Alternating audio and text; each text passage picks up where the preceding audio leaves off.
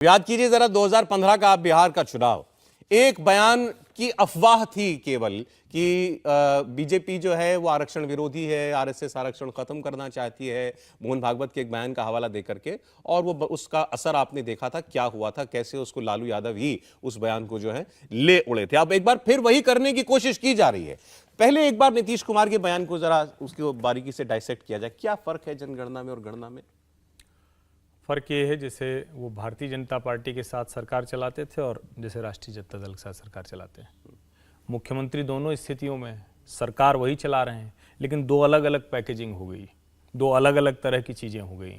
जनगणना इस देश में या किसी भी जगह पर नीतियों को लागू करने के लिए, और भारत के संदर्भ में कहें तो चूंकि संविधान सभा की बैठक में एक बात तय हुई कि भाई एक वर्ग है अनुसूचित जाति और जनजाति, उनको चिन्हित किया गया संविधान में, और कोई भाषा नहीं, पिछड़ा विछड़ा कोई शब्द नहीं, पिछड़ा आयोग बाद में बना, ये सारी जातियां उस तरह से हुई, लेकिन एक ही भाषा है, शेड्यूल्ड कास्ट और शेड्यूल्ड ट्राइब। तो और कहा गया कि वो चूंकि बहुत दबे कुचले हैं, इसलिए उनको हम एक आरक्षण देंगे और उस आरक्षण के जरिए उनको मुख्य धारा में लाएंगे। सामाजिक आइडेंटिफिकेशन केवल दो वर्गों का हुआ, केवल दो वर्गों का। और ये इसीलिए हुआ कि आप समाज के और वर्गों को उस तरह से नहीं देख सकते हैं, उनके साथ सामाजिक भेदभाव नहीं हुआ, अत्याचार नहीं हुआ। पिछड़ी जातियों के संदर्भ में तो हर कोई मानता है कि नहीं हुआ, लेकिन कमाल ये कि भारत की राजनीति, जिसको कहते हैं, जो कांशीराम जी कहते थे कि जिसकी जितनी संख्या भारी उसकी उतनी हिस्सेदारी, तो पिछड़ों ने उसे लाठी के तौर पर ले लिया और उससे राजनीति बदल दी। आज देखिए पूरी मुख्यधारा, मतलब संविधान सभा ने क्या कहा था,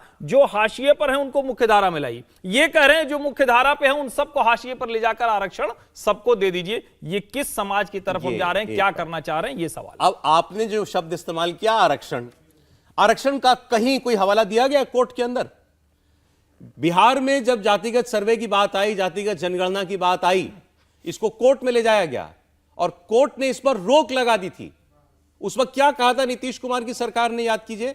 नीतीश कुमार की सरकार ने कहा था कि हमें समाज के लिए प्रभावी नीतियां बनाने के लिए जानना जरूरी है कि कौन सा समाज, किस समाज की क्या तादाद है। वो नीतियों की बात कर रहे थे, उसमें आरक्षण की बात कहां से आ गई?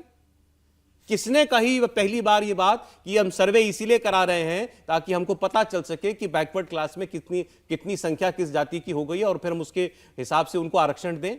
ये कहा आरजेडी ने, लालू यादव की पार्टी ने। कोर्ट में यह बात नहीं कही थी, तो क्या कोर्ट से झूठ बोला गया था? क्या कोर्ट को गुमराह किया गया था? क्योंकि फिर बाद में उसी हाई कोर्ट ने सर्वे को अनुमति दे दी थी और युद्ध स्तर पर यह सर्वे बिहार के अंदर करवाया गया है। यह बात बिल्कुल स्पष्ट है, यह सर्वे आरक्षण की बात को हवा देने के लिए किया गया है।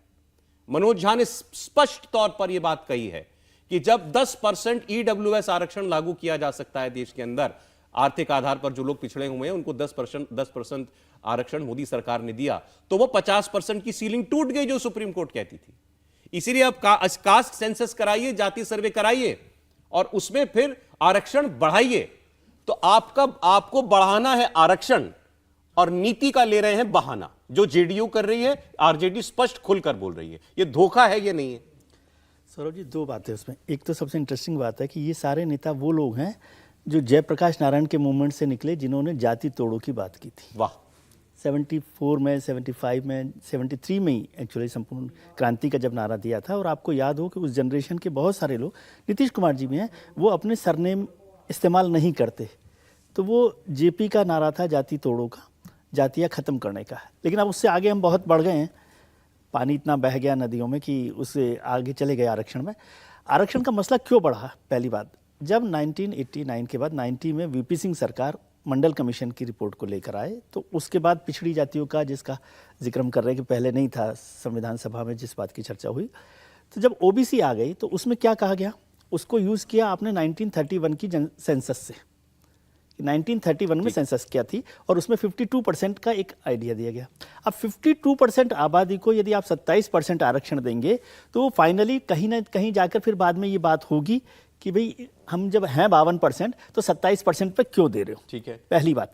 लेकिन अब उससे बड़ी बात हो गई कि अब पूरी पॉलिटिक्स ही कास्ट पॉलिटिक्स हो गई है। अब हर जाति का नेता है, हर जाति, तो सर हम कह रहे हैं कि फिर आप खुल के कहिए ना कि हम ये जाति सर्वे आरक्षण बढ़ाने के लिए कर रहे हैं। क्यों कह रही है बिहार की सरकार हाई कोर्ट के अंदर कि हम ये नीतियां प्रभावी बनाने के लिए कर रहे हैं? इसकी वजह यह है कि अगर आप पहले कह देते कि आरक्षण के लिए हम कर रहे हैं तो फिर वही होता जो 90 में हुआ था।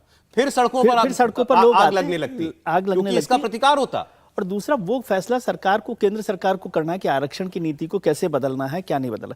लेकिन इसमें आप समझिए एक पेच है बहुत बड़ा कि जातिगत राजनीति, आरक्षण की राजनीति तो है ही, लेकिन जातिगत राजनीति, वोट बैंक की इतनी बड़ी पॉलिटिक्स हो गई है कि आपने सुप्रीम कोर्ट का जिक्र किया, लेकिन उसमें मैं एक करेक्शन कर दूं आपको कि गवर्नमेंट जो है, सेंट्रल गवर्नमेंट, उसने बैकआउट कर लिया।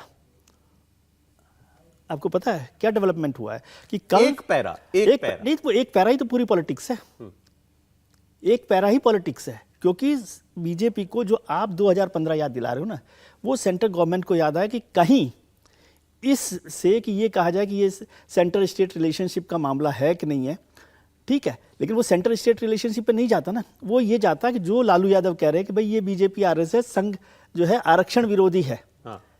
वो पैरा यदि नहीं विड्रॉ किया होता तो फिर ये का यही नारा चलता कि ये, असली बात यह है कि ये लोग आरक्षण विरोधी हैं, असली बात है कि ये पिछड़ा विरोधी है। तो आप कह रहे हैं बीजेपी भी इस पर बैकफुट पर है? बैकफुट पर वो, उनको ये समझ में आ गया ना कि इसका रिपरकशन क्या है, पॉलिटिकल रिपरकशन क्या है। ठीक है, सरकार, केंद्र सरकार, और वो ये कहे कि मतलब हैरानी की बात है हम मुझे तो कि सर सरकार ये कहे कि अनजाने में ये किया गया।